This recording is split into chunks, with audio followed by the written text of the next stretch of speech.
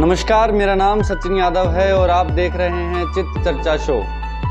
Calendar के हिसाब से देखें तो आज हम 2022 में हैं। हम आज़ाद हैं, पर आज से 75 साल पहले हम आज़ाद नहीं थे। हमारी आज़ादी की सबसे बड़ी लड़ाई सन 1857 में लड़ी गई, पर हमें उसे भुनाने में 90 साल लगे। हमारी उस क्रांति के ऐसे सैकड़ों बहादुर योद्धा थे जिनका नाम आज देश भूल गया है।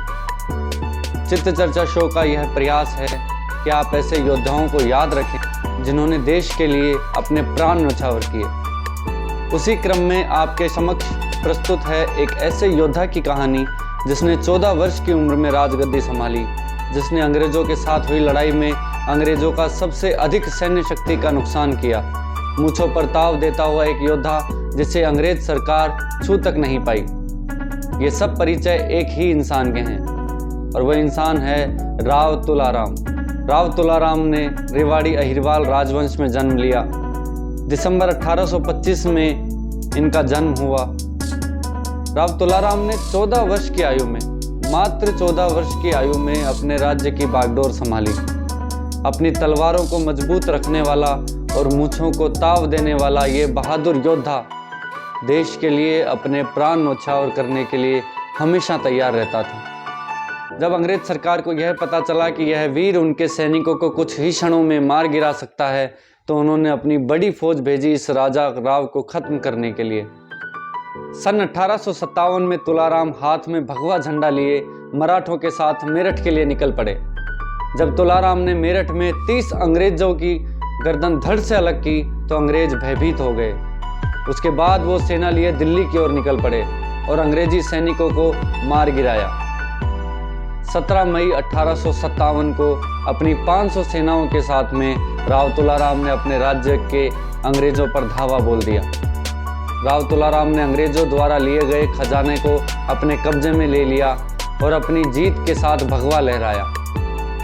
साथ ही साथ अपने आप को रेवाड़ी का महाराज व 421 गांवों का राजा घोषित कर दिया। उसके बाद तुलाराम ने राय बहादुर बनते हुए मस्तक पर तिलक, माथे पर केसरिया, हाथ में तलवार लेकर ललकार दी कि मैं और मेरा राज्य आज़ाद हैं।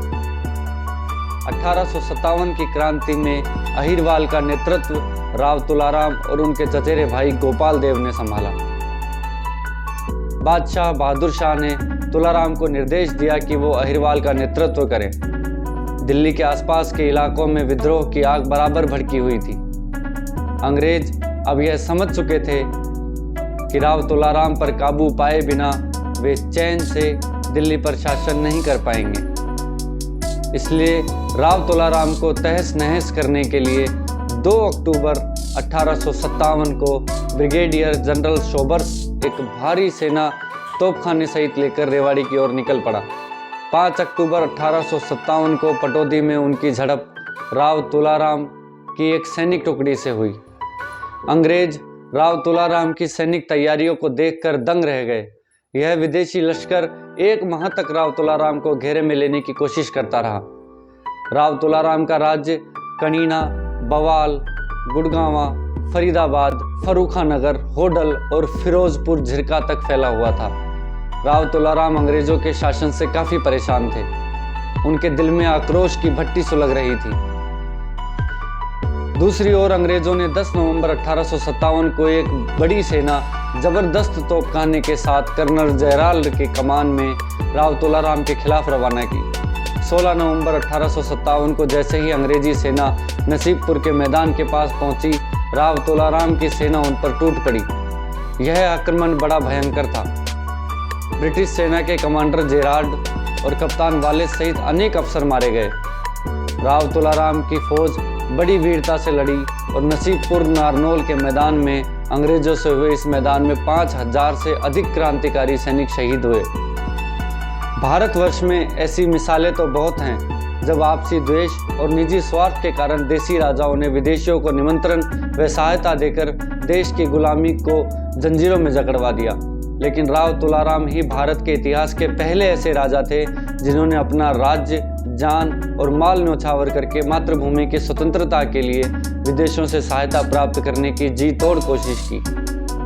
उसी क्रम में भविष्य की रणनीति तय करने हेतु राव तात्या टोपे से मिलने गए, परंतु 1862 में तात्या टोपे के बंदी बना लिए जाने के कारण वे सैनिक सहायता के लिए ईरान व अफगानिस्तान चले गए, जहां अल्पायु में ही उनकी मृत्यु हो गई।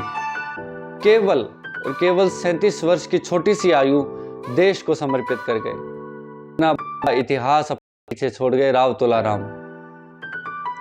मैं नमन करता हूं प्रत्येक उस योद्धा को जिसने देश की खातिर अपने प्राण त्याग दिए। यदि आपके ज्ञान में ऐसा कोई देशभक्त हो तो हमें जरूर बताएं। हम चित्त चर्चा शो के माध्यम से उनकी जीवनी आप सबके सामने रखेंगे।